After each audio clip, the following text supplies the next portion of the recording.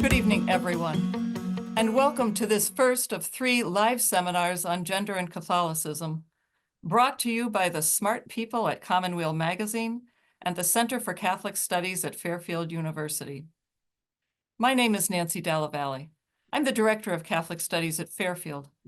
We have given this Spring 2025 series the theme of Midpoints, simply to recognize that with regard to questions about the Church and gender and sex and sexuality, we are at best underway and have been for some time, but progress has been uneven and, in a changing cultural context, we are no longer sure how to frame the goal, thus midpoints. We have lined up 3 emerging theological voices who will offer different scholarly perspectives and 3 respondents from the world of Commonweal Magazine, a wonderful publication of lay Catholic thought. Check it out at commonwealmagazine.org. During this 1-hour webinar, I invite you to post your comments and questions at any time during this presentation. We will have time to take up a few of these at the end. But tonight we feature Elyse Raby, an assistant professor in the Department of Religious Studies at Santa Clara University, who graduated with a PhD from Boston College in 2021. As a Catholic theologian, she works at the intersections of bodies, gender, and the Church. Dr. Raby has published articles on Pope Francis's ecclesial ethics, on the symbolism of the body in Catholic theology and in the Bishop's Eucharistic Revival, and on the diaconate, on women in the Church since Vatican II. Most notably, from my perspective, she did her undergraduate work at Fairfield University, class of 2008, so here is a welcome home for you. Her presentation tonight is titled Midpoints, Gender Questions for a Synodal Church. Elyse, welcome. Good evening. Thank you, Nancy, for that introduction and for the invitation to be in conversation with you all today. As a Fairfield alum and a longtime reader of Commonweal, which began in my Fairfield days, I'm delighted to be here virtually with you all.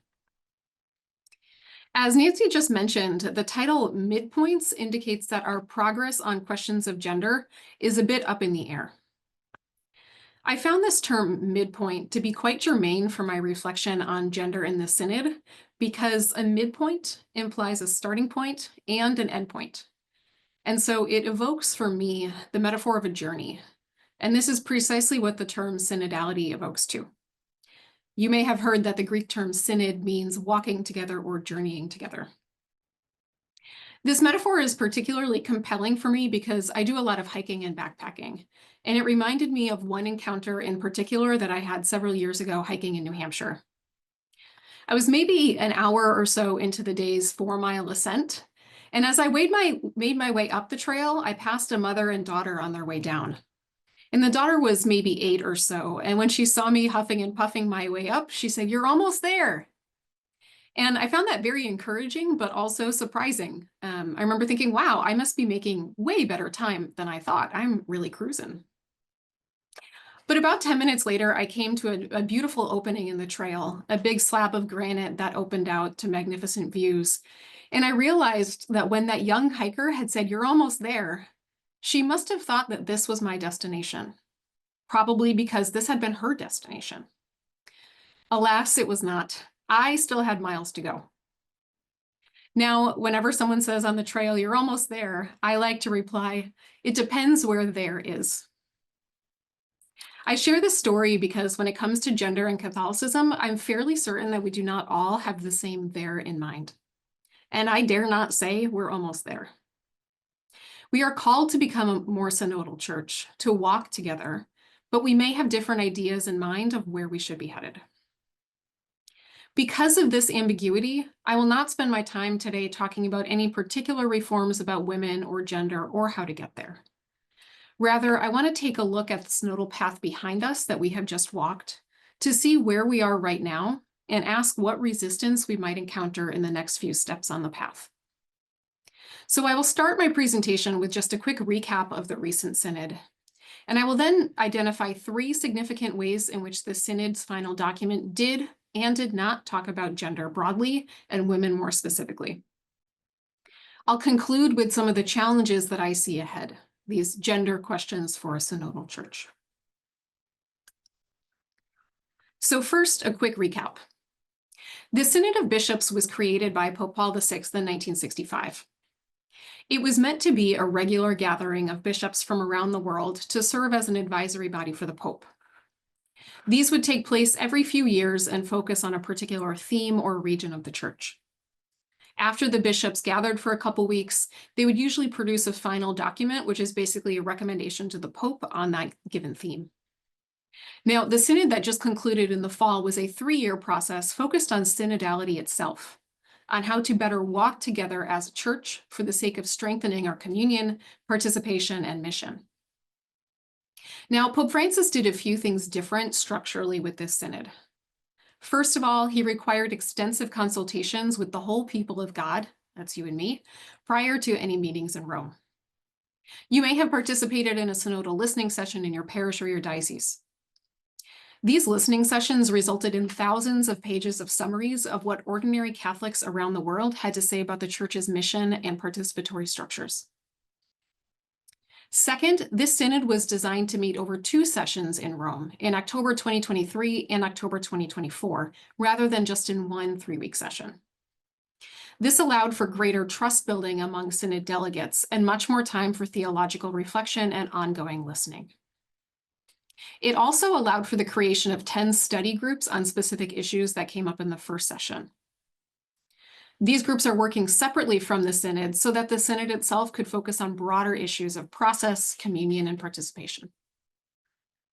Third, Pope Francis requested that lay people also be appointed as delegates to the synod, meaning that they were fully part of all the conversations in Rome with bishops, and they had voting rights. And to boot, Francis requested that at least 50% of those lay people be women.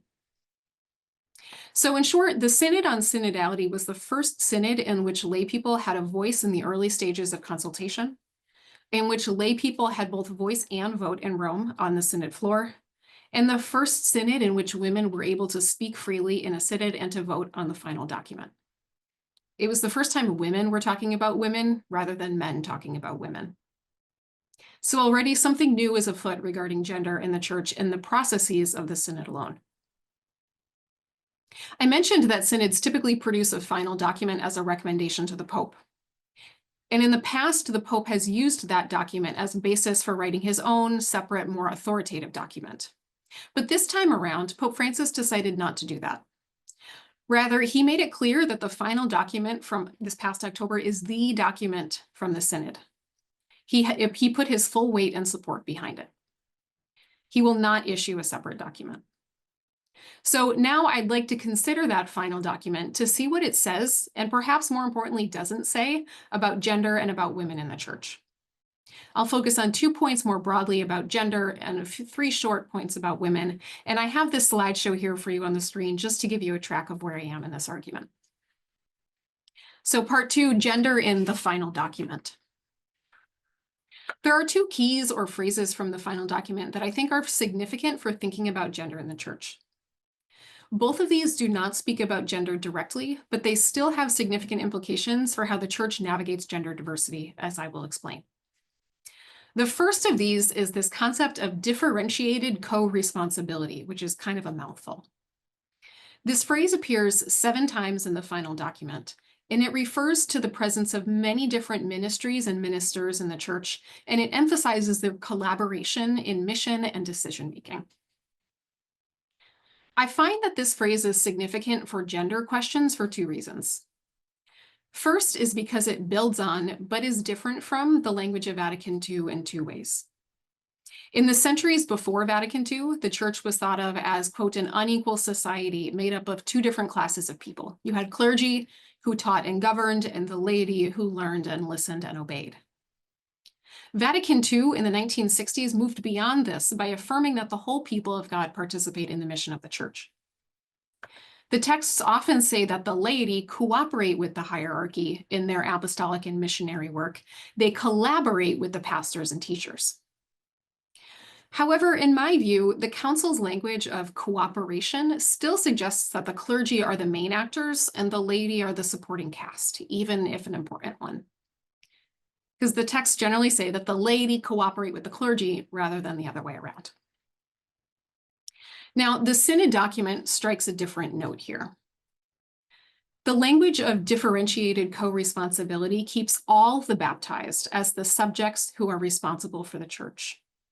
The laity are not collaborators with the clergy, all are co-responsible together. The Synod insisted that lay men and women ought to have increased participation in decision-making, in discernment processes, and in positions of responsibility. The text lifts up the wide range of instituted ministries in the church, things like lectors, acolytes, and catechists, all of which can include women. And the Synod calls for an expansion of these ministries and a greater stabilization of them so that women's authority, along with other laymen's, can be recognized. Bishops and other clergy still have distinctive roles, of course, but they are called to actively distribute tasks and responsibilities and to, quote, courageously discern what tasks belong to the ordained and what can be taken up by others. In short, this language of differentiated co-responsibility breaks out of the past habit of seeing the church in binary terms, as made up of clergy and laity, the masculine and the feminine, the latter collaborating with the former. Instead of a binary, differentiated co-responsibility suggests a multiplicity of people, gifts, charisms, and ministries. A synodal church is not a binary church. In my view, this opens up space to think about people in less binary terms as well. Why? Because of my second point. The second reason I find this phrase differentiated co-responsibility interesting is because of how that difference is demarcated. Or rather, how it is not demarcated. The document states that all the baptized are to share their gifts and respond to the needs of the church, quote, according to their dispositions and abilities.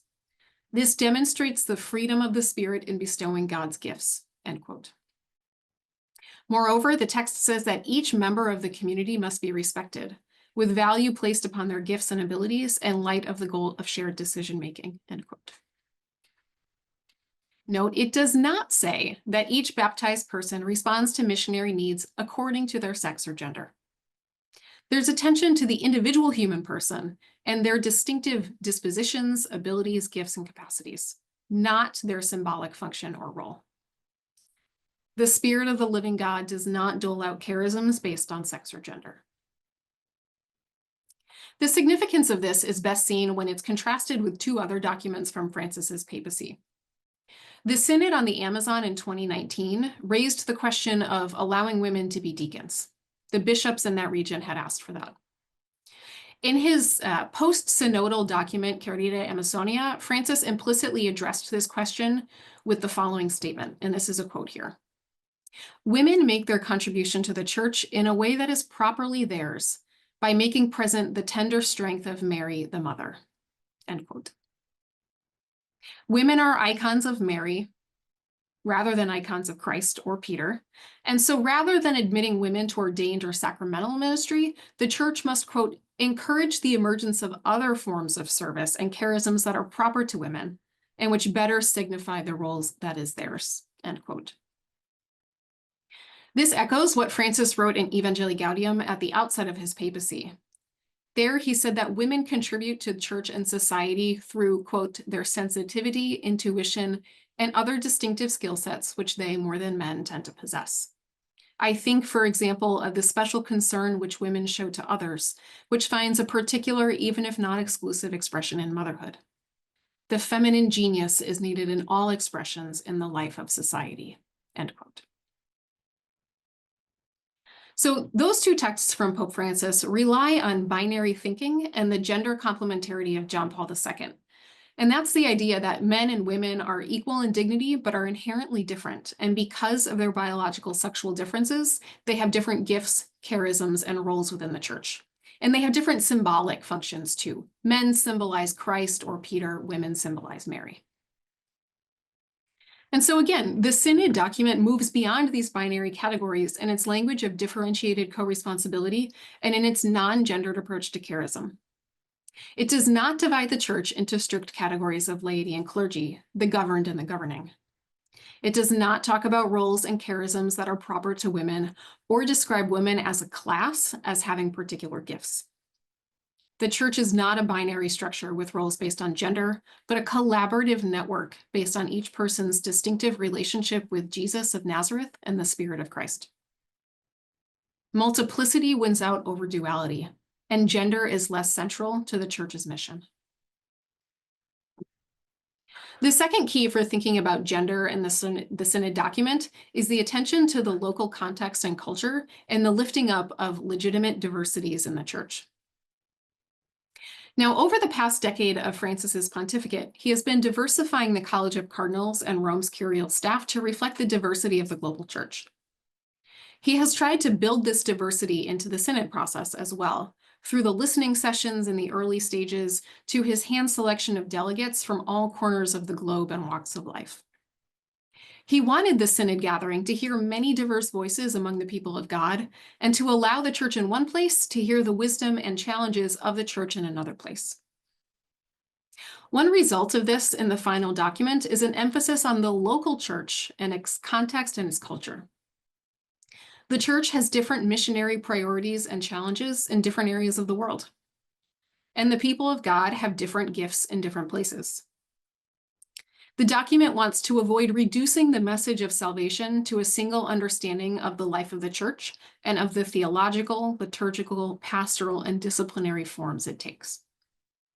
And so it uses this phrase, legitimate diversities, to talk about these many differences that come together to create what it calls harmony in pluriformity.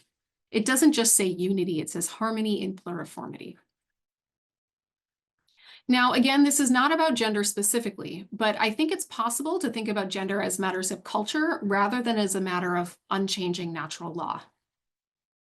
In fact, Christina Traina, who is a Catholic theological ethicist at Fordham University, has argued that Pope Francis does occasionally speak of gender as a matter of culture, rather than, for example, a matter of doctrine or dogma. For example, he has been deeply critical of efforts to impose Euro-American views about gender on other countries and contexts, especially when that is tied up in exchange for economic aid. He sees this as a type of cultural colonization and a form of ongoing imperialism. And he says that any attempt to create uniformity of culture, for example, about gender, is a violation of human dignity and the distinctive cultures of a particular place. Traina argues that this is akin to the basic insight of gender theory, that there are multiple ways to live out gender and assign meanings to maleness and femaleness. These vary by cultural context, and these can be put in conversation with one another without one being hegemonically imposed on the other. She also notes, as many of us might, that Francis's views on women as being naturally sensitive, tender, and self-abnegating are, whether he realizes it or not, shaped by his own Latin American cultural heritage. So there's some acknowledgement from Francis that gender is a part of culture. This Synod document does, though, affirm that, quote, the difference between the sexes constitutes the basis of human relationships. And it states that Christians should, quote, welcome and respect in every place and context this difference, sexual difference, which is a gift from God and a source of life, end quote. So the document would seem to suggest that sex difference or gender identity is not inflicted by culture. It's a gift from God in every time and place and context. This, too, is admittedly consonant with some of Francis's other remarks and the general theology of the body coming from John Paul II. So there is a tension here. But if Traina is right, then there's a possibility for some movement, maybe, as the church continues its theological reflection. If gender is a matter of culture, at least to some extent, and if the Synod values diverse cultures of the people of God and their perspectives on the gospel, and since the Synod calls for culturally sensitive implementation of the Synod document, I think there's at least an opening for discernment about what constitutes diversity, legitimate diversity on matters of gender. In Traina's words, gender is the context rather than the content of faith. Now, in fact, this is already happening in the Synod process, this kind of cultural diversity around gender issues. I mentioned earlier that between the first and second sessions of the Synod in Rome, study groups were created to give more attention to specific issues. There was a commission created to consider the issue of polygamy, namely in African churches. It's made up of bishops from Africa and Madagascar. And it gave a report to the Synod in early October in which it said that polygamy is a significant and complex pastoral challenge for the Church, which calls for an in-depth study on how to accompany individuals living in polygamous situations. It affirms Catholic doctrine on marriage, but it seeks avenues of pastoral care at the same time. In other words, there's an acknowledged clash between doctrine about sex, marriage, and gender on the one hand, and cultural practice and heritage on the other. This is approached pastorally at a local, regional level by a group of theologians, bishops, and other experts from that culture in a synodal way. And so I wonder if this approach might be applied elsewhere to other cultural expressions of gender and sexuality as well. In addition to affirming the priority of the local, the document also says that a synodal style allows churches to move at different paces. That's a direct quote. A synodal style allows local churches to move at different paces. I think this is an amazing statement, and it's interesting that it's one that had some of the most no votes on the Synod floor. So when each paragraph was being voted on, 10% of the delegates voted no on that phrase. There's potential here again for gender issues, though. If churches can move at different paces, can we allow married clergy in places that are ready for it? Can we allow women deacons in places that are ready for it? These two proposals are not examples of the ideological colonization of gender that Francis fears. Both of these were proposed by the bishops during the Synod on the Amazon in 2019. Perhaps these kinds of reforms can be allowed and embraced in different local churches on different timelines, allowing local churches to move at different paces in accord with pastoral needs. Okay, now what about women in particular? One of the truly heartening things about the Synod final document is that women are found throughout the text. The document's vision really is one of full inclusion of women in all aspects of the Church's governance, decision-making, and formation processes. It acknowledges at several points that women's contributions to the Church often go unrecognized, and that women are also abused and violated in many ways in Church and society. There is one specific paragraph about women's contributions, and that is paragraph 60. There's three things I want to say about this paragraph, and I have a section of it here for you on the screen. First, I want you to tune into the verbs. I've highlighted them for you here. Women are active. They are witnesses to the faith. They run schools and hospitals and shelters. They lead initiatives. They contribute to theological research. They hold positions of authority. They are leaders. In this text, women are not described as passive recipients who help or support the real work of the men of the Church. Women are being and doing church already.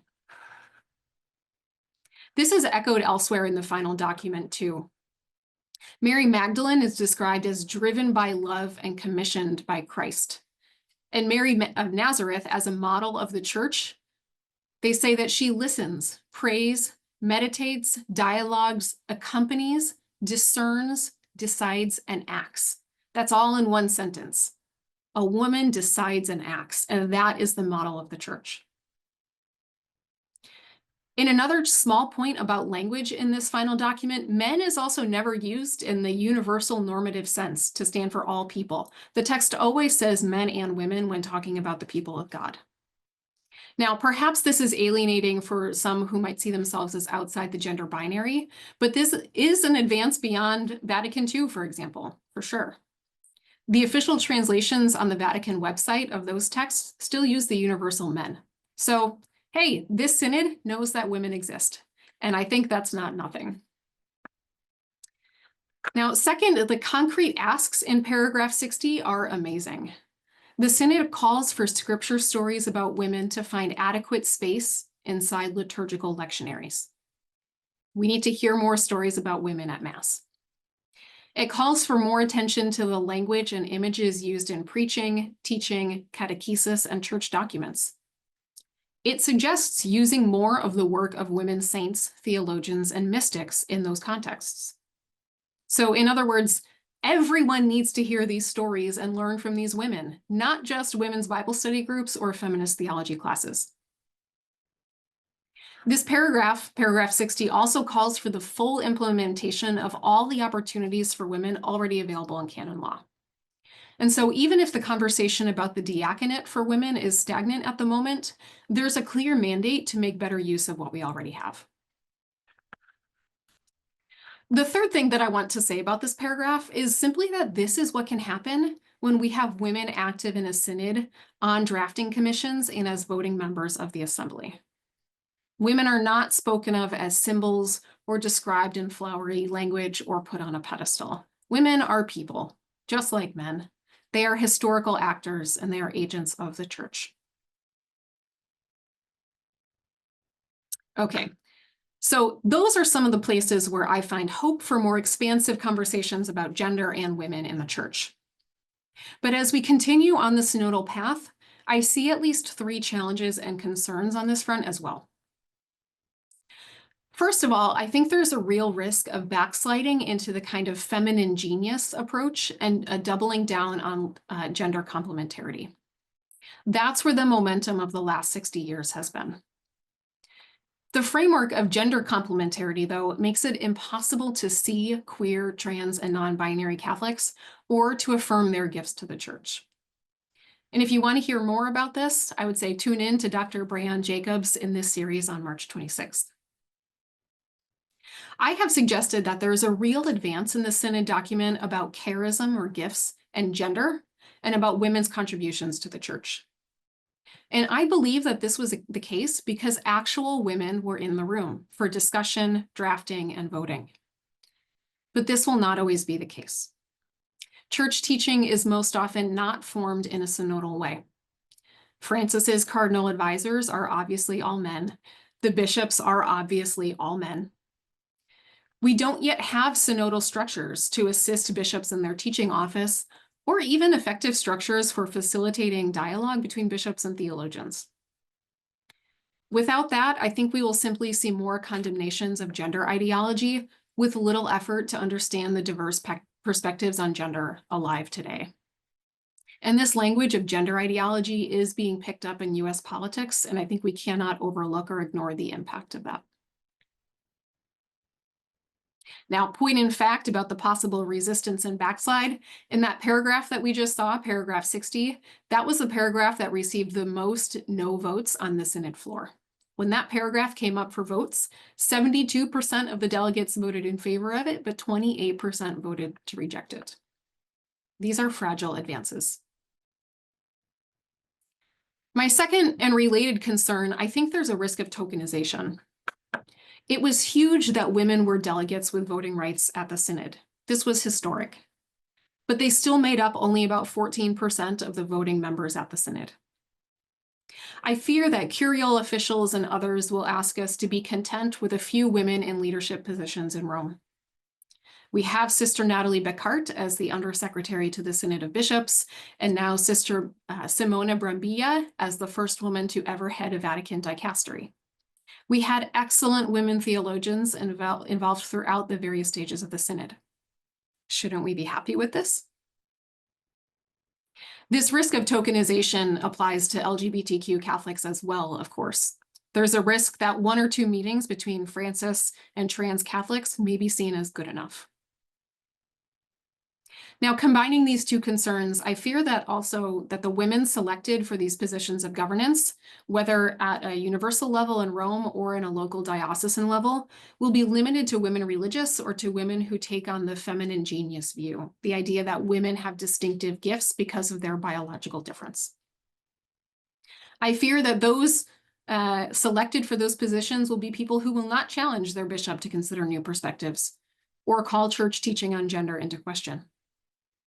This feminine genius preference has been the pattern on the International Theological Commission, which is a group in Rome to advance theological research. Though, to be fair, it was not the case in the selection of women delegates and theologians at the Synod. My point, though, is simply that the inclusion of women in governance, decision-making, or ministry does not actually guarantee theological or cultural diversity or a diversity of women's contributions. My third concern is about the dissonance between the church viewed from Rome and the church that most of us encounter on the ground. Because for all the consternation in Rome about women's roles and capacities, most of us see and know that women do the overwhelming majority of church work already. But it's the unpaid, unglamorous stuff. Women are the parish staff, the catechists, the directors of religious ed, the pastoral council members, the Eucharistic ministers. Women take communion to nursing homes, sing in the choir, set up the tablecloths and cookies for the meeting in the parish hall, train the lectors, lead the rosary groups. Women keep the parish afloat when one pastor retires and a new pastor transitions in. And I suspect these women are pretty tired.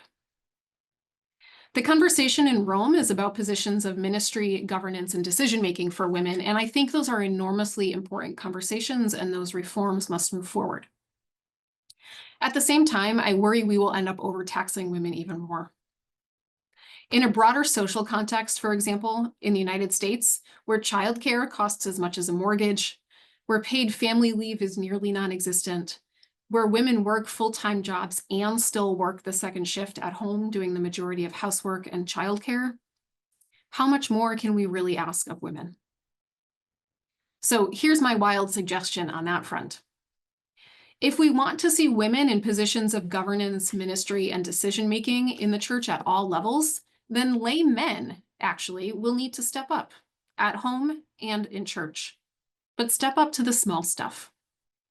Men will need to volunteer to bring the cookies and the sandwiches to meetings, to volunteer as catechists, to pick up the flowers, to decorate the altar for holy days. Remember, a synodal church is not a binary church. If women are going to step into what has traditionally been men's work in the church, leadership, then men will have to step in to fill women's work, the invisible labor that keeps home and church functioning. If leadership, ministry, governance, and decision-making is not going to be based on sex or gender, then those unglamorous support roles can't be either. Now, since I began with a hiking metaphor, I'd like to close with one as well. When hiking with a group, basic safety protocol is to plan your trip at the pace of the slowest members of your group. So maybe some people can hike 10 miles a day, but one knows that he can only do maybe 6 or 7. You plan your trip for those 6 or 7 miles. If you don't take that into account, 2 outcomes are possible. One possibility is that the slowest member ends up injured from trying to keep up with the group, or he ends up left behind if the others move on without him, hoping that he'll be fine on his own. The other possibility is that all members need to slow down their pace, but without being prepared for this in advance. On a day hike, this might mean that you're out on the trail for hours longer than you thought you'd be, and you end up hiking in the dark without headlamps or without sufficient layers to stay warm because you thought you'd be done long before then. On a multi-day backpacking trip, this might mean your trip takes a whole day or 2 longer than expected, and you end up out in the woods quite short on food. Neither of these are good scenarios. Planning for the slowest is the safest way for everyone to proceed. Yes, it may be frustrating for the faster hikers and those who can put in more miles in a day. But those faster hikers can make important contributions in these scenarios. They can carry some of the weight from others' packs to help the slower members maybe pick it up a bit. Sometimes they can hike a bit ahead of the group to scope out possible campsites or get a head start on refilling on water. If they find obstacles on the trail, they can start to clear them. If they get too far ahead of the group, though, they risk getting lost or separated for good. For example, if one or the other makes a wrong turn at a trail junction. Hiking with others is not a race. You sink or swim together. And so it is, I think, on the synodal journey. The final document notes that churches move at different paces. We should be prepared to move at the pace of the slowest. Some of us or our local parishes may be ready to move a bit faster on matters of gender, participation, and so on. And I think there's an important place for that. These churches can experiment, learn from mistakes, discern best practices for others, and clear the path ahead for those coming up behind them. But we should not abandon those behind us either, or get so far ahead of them that we risk losing them. We need to listen to their concerns, their injuries or wounds, their fears, their insights into the smallest details on the trail that we may have missed along the way. The pace of the fastest should still serve the pace of the slowest in order to keep the whole group moving safely together. In a synodal church, we sink or swim together. Thank you. I look forward to questions and conversation. Thank you so much, Elyse. This was very, very helpful. I loved the hiking metaphor, particularly at the end, and I'll have some questions about that. But joining us now is Ellen B. Koneck, Executive Director at Commonweal Magazine, and a fan of this project and these questions that we all care so much about. So please, Ellen. Thank you so much. Hi, everybody. As Nancy mentioned, my name is Ellen Koneck, and I am the Executive Director at Commonweal. Dr. Raby, I want to thank you so much for this incredible presentation. So to rely on your imagery of a hike, you have given us a helpful map full of markers of our progress and a sense of some steps ahead and some steps behind. And in addition to the map drawn up through and at the Synod on Synodality, I'm also grateful for what perhaps were the trail markers and maps of the church 50 years ago. I think this helps us understand not only where we are, but also how this trail was once unwalkable if it weren't for the people who came before us. So I'm so grateful. You've raised so many insights and opened so many questions, and a good editor, which I am not, would certainly have a draft response focused in a particular direction. But since I'm not an editor, to say nothing at all of being a good one, I want to say just a few things about a few different things, a couple of different ideas that you've raised. So first, the idea of where we're going. You said, I'm fairly certain we don't all have the same there in mind. And because of this ambiguity, you mentioned at the start, you won't be spending your time arguing for where we should be heading. I think that was probably a wise choice, though I'm sure there's many, many opinions in the comments. I wonder if there's any end or even a destination a few steps ahead, a vista that we can all appreciate, like the young hiker that you met on the trail, where we could stop and pause together and say, well, we've gotten here. We agreed we wanted to get here. What goal might we define that is attainable? What place could we hope together to reach rather than debating about its final end? Is there something a few steps ahead we could appreciate together? That's my first question. And I might begin to answer it, not as an expert. I'd be interested in your response to that question, but I might first think about other mountaintops nearby. We as Catholics are on the trail that we're on. There are particular heights to scale, and there are also particular steps just before us. There are roots or stones in our path that we need to pause and figure out how to move forward or move around. But there are institutions nearby us, not dissimilar at all in kind to our mountaintop or our hiking trail. And these have had to figure out steps forward around the question of women and gender as well, these institutions who are not unlike us. How have other religious traditions defined their destination, and have they reached their goal? How have other Christian denominations thought about women and gender and roles and responsibilities within their own contexts? And finally, how have secular institutions thought through these questions? Are there any organizations whose lead we seem to be following? Not that we would ever admit it, I know that.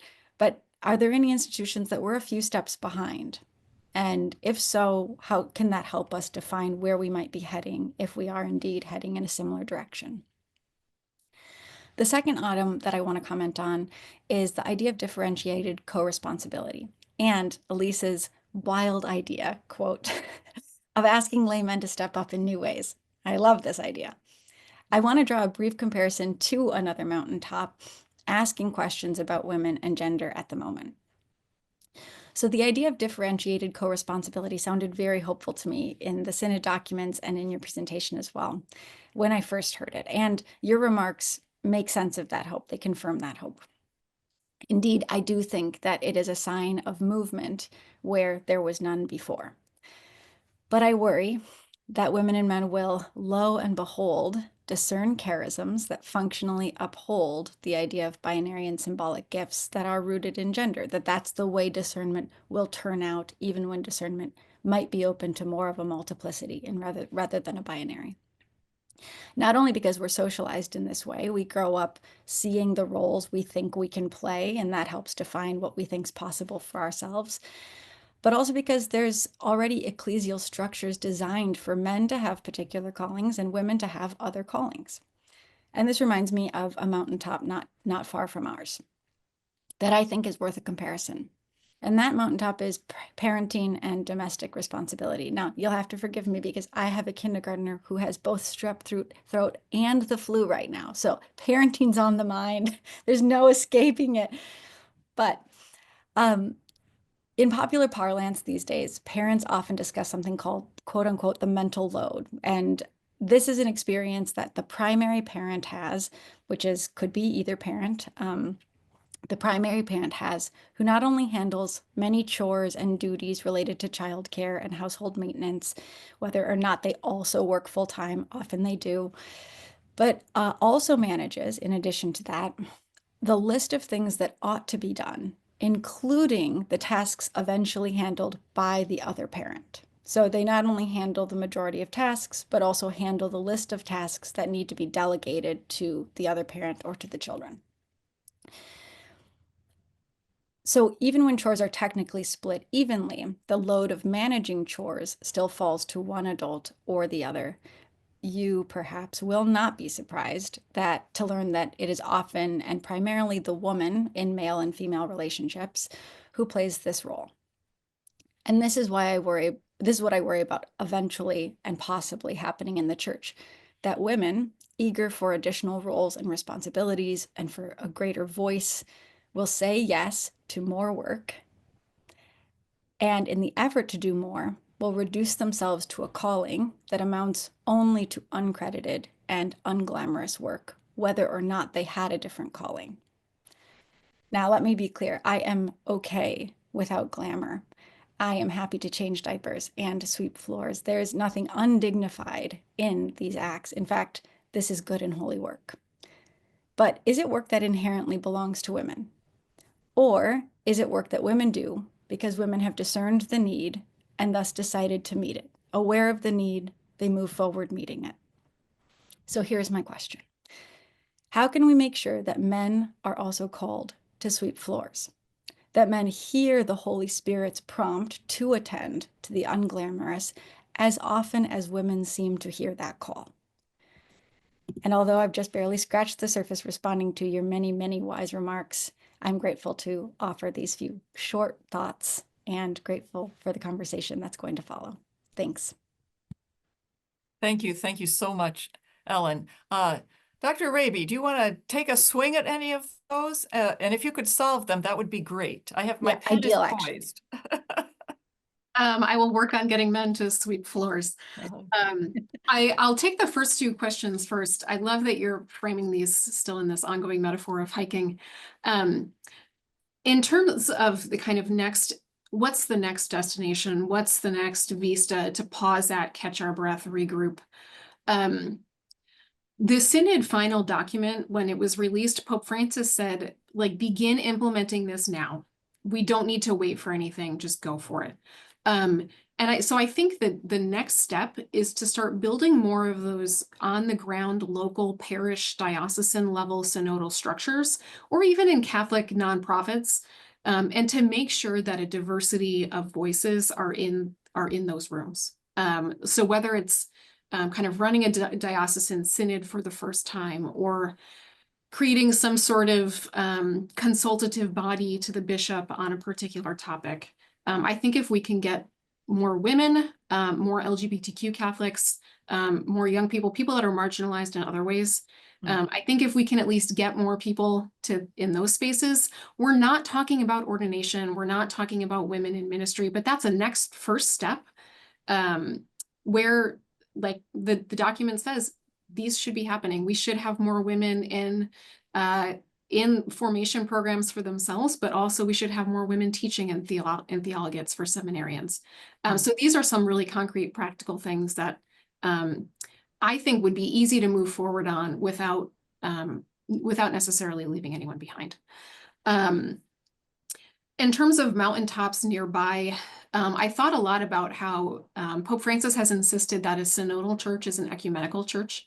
And that as the church becomes more synodal, we will become more ecumenical too. And what we've seen from our ecumenical brothers and sisters is that ordaining women does not solve sexism in the church. It does not solve gender inequality. It does not solve patriarchy. Many Christian churches or attendees of Presbyterian churches or Episcopal churches would say that they still can't elect a female pastor. They will only elect a female to the position of assistant pastor. On the other hand, we see in other, like the Anglican Communion, for example, that gender issues are church dividing issues. The Anglican Communion split over same-sex marriage. The Southern Baptist Convention split over the issue of allowing women in pastorships as well. So if we look at those other mountaintops, we see that this is not an easy road. And it risks being church dividing, and it's not an easy solution to anything. But I think we should continue to walk that way anyway.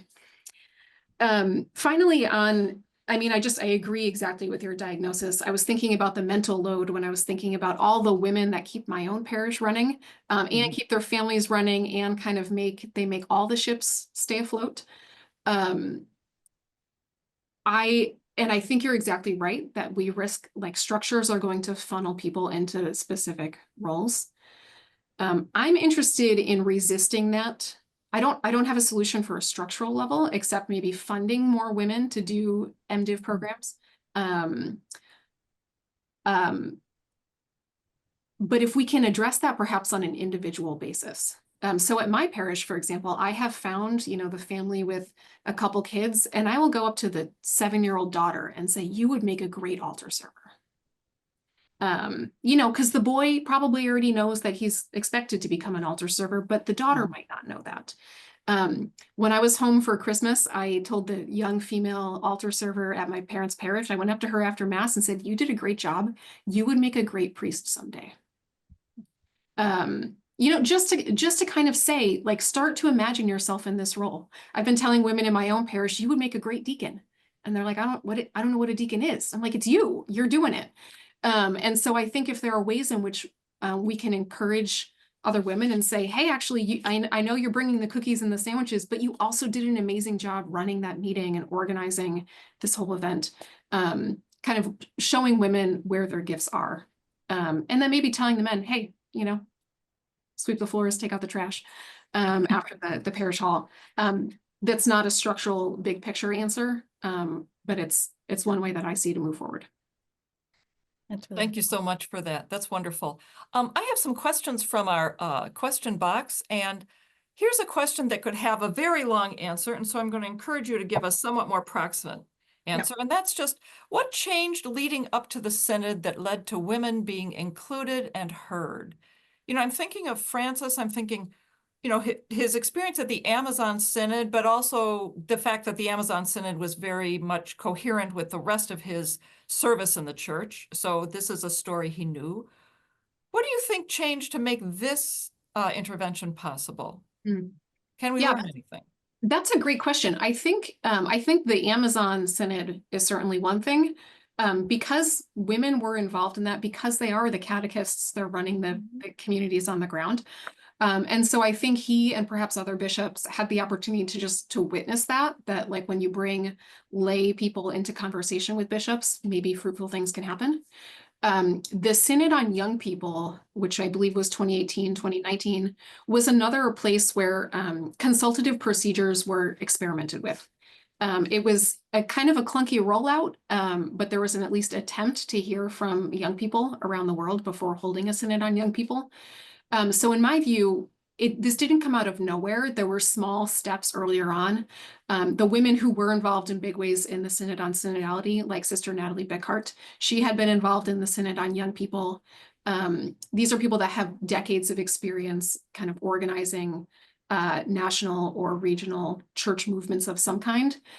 So it's I think this finally changed for this synod because these things had already been happening years before, and they were just taken to a new level this time.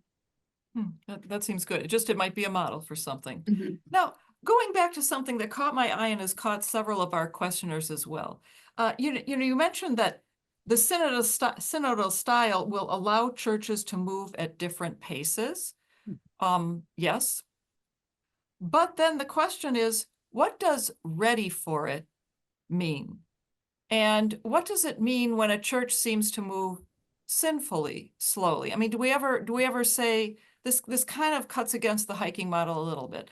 But at some point, are there ways in which you can critique? The other thing in a more meta way is this notion of progress, that there's a goal out there, that we all sort of know it and we're not saying it.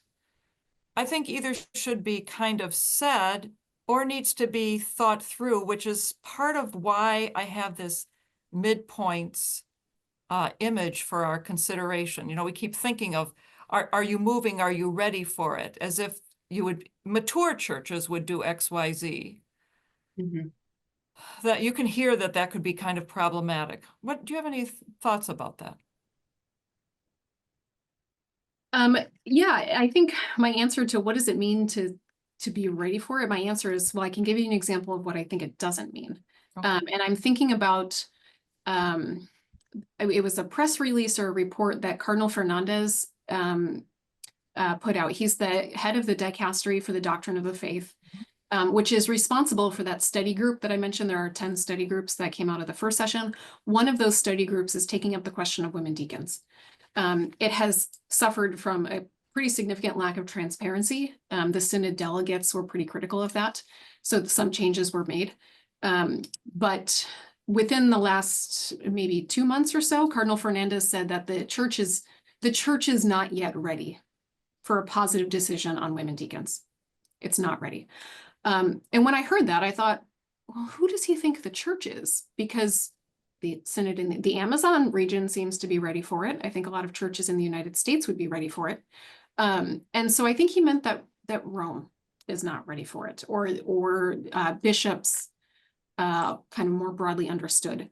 And so when I think is a church in a particular place ready for women deacons, I would say, has that been asked from that particular community?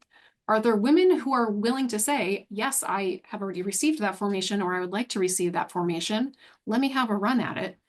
And are the people in that place willing to give it a shot, even if maybe the pastor is hesitant or the priests are hesitant? Can we have some kind of maybe some steps of experimentation? I think you're right that we are assuming an endpoint that, women deacons would be great, or ordained women would be great. I think those are the hardest things that in a US context, those are hard for us to let go of, because I think that is among the kind of US, the Commonweal reading crowd. I think those might be easiest, obvious endpoints. And it's not for a lot of people. And so you're right to say, we're presuming a goal here that is actually not widely shared. Maybe the best we can do is get to that opening vista in the trail and reassess. Mm-hmm. Yes, I just it seems to me that ecclesial context in the diocese or in the parish that you say they could look around, they can see what's going on. It seems to me a lot of clergy are fairly well insulated from hearing those voices, and so they say not ready for it. So when Cardinal Fernandez says, "Oh, we're not," with great confidence, "We're not ready," well, maybe you're not ready for it, but the input from the ground, I think, is not always heard or received. Although the theology of reception, of course, is an ongoing issue. May I answer the question of pace, or please do. just add something Yes. on top of that? Go ahead. I think that the question about pace is a good one. And one of the things I appreciate about Catholicism is that we're unwilling to splinter over these things. It's like, no, I'm gonna put you on my back and we're moving forward with this thing, because we're not a church that, permits schism. I mean, no church says it wants to, but you can see that there's plenty of other traditions where when you don't like the decision here, you move down the street and you're still worshiping God. That's not us. We're all we've all dug our heels in and nobody's leaving. And so agreement does feel like one of those things we have to come to. But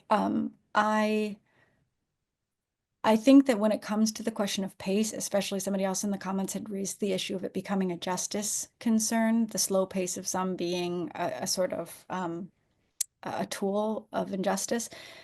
I think of Martin Luther King's letter from Birmingham jail, that like you just run ahead. And in fact, then what this reminds me of immediately after that is Francis writing in his exhortation that I'm not going to remember the name of, Christus, something with a V. One of you's got me there, I'm sure. But he says, young people, run ahead, just run ahead, and we will catch up with you. Because if you are following the promptings of the Holy Spirit, run ahead to those prompts, and the church will catch up, because the church must. Because if this is the direction that the Holy Spirit guides, we will not be getting it wrong, even if we're at different points in the trail emotionally at any given point. And for some, those are reassuring things to me, both that we will not splinter over this, but also the right thing will happen because the people who discern it will run ahead to lead the way. They'll get that trail ready for us. I think that's a fairly optimistic reading. I mean, I like that, but it allows for some elasticity in this. But I am concerned, of course, that the next steps will be a doubling down on the feminine genius. And so we'll have to see where the latitude for conversation is. Now, Elyse, I do have a question for you from the former founder of the Center for Catholic Studies. And so Paul Lakeland asks this: if we think of gender as a part of culture, what does this do for concerns about human rights? This is sort of the question that we were asking before, right? Which so often have a focus on sex and gender issues, and what does it mean to say that gender might be cultural to some extent? To what extent? Now, I would argue with him on that, but I'm going to let you take that one. I don't know that I'll argue with him right now. But I think it's a good question, and I would not say that anything goes, that any culture is fine. Francis wouldn't either. The work by Christina Traina on this topic about Francis and culture and gender, she suggests that he very clearly does have room to say that cultures are sinful, that consumerism, like throwaway culture, for example, is sinful. Consumer culture, capitalist, materialist culture is sinful.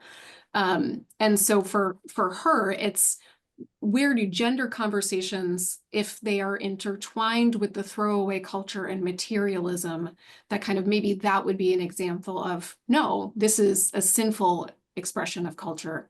And so that should be rightly critiqued or rejected. But I think there should be more discernment, at least on those issues, than what currently happens. I think a kind of basic human rights foundation is a good one.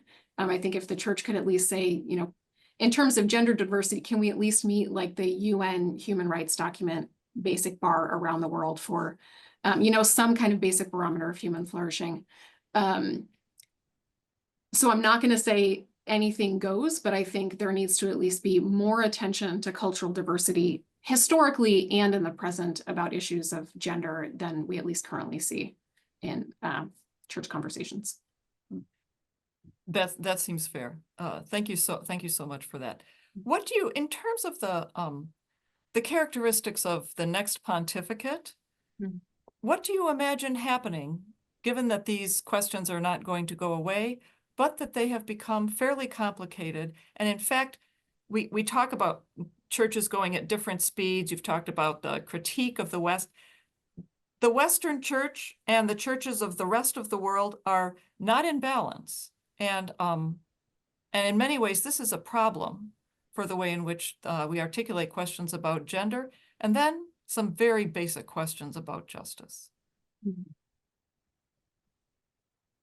I think if, in terms of the next pontificate, Sure. I think if this pontificate is ultimately successful, it will mean that in some way, the next pontificate is not, I don't want to say less significant, but I think what Pope Francis is trying to do is say we need to actually bring back all these other levels of decision-making, discernment, teaching in the church, and so that the whole story of Catholicism isn't the story of the Pope. That we can make decisions and maybe bring about reforms to some degree at local levels and local churches. So I think one of the significant things that Francis has done is to kind of say, stop looking at me. He's trying to kind of put subsidiarity back into the church, give bishops, Episcopal conferences a bit more authority. How that will work out in our context, I don't know. But I think that is some hope for me in the future, that hopefully at least the next Pope will continue that kind of decentering of the papacy.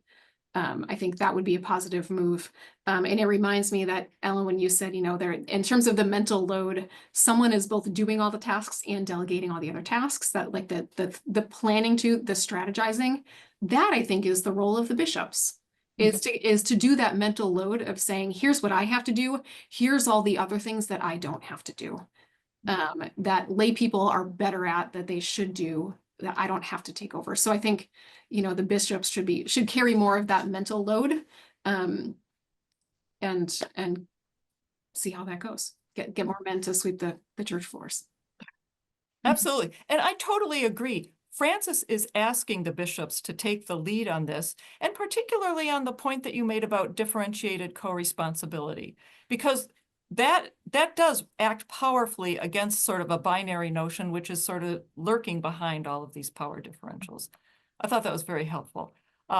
Professor Raby, Elyse, to me, I was just delighted to have you here with us this evening.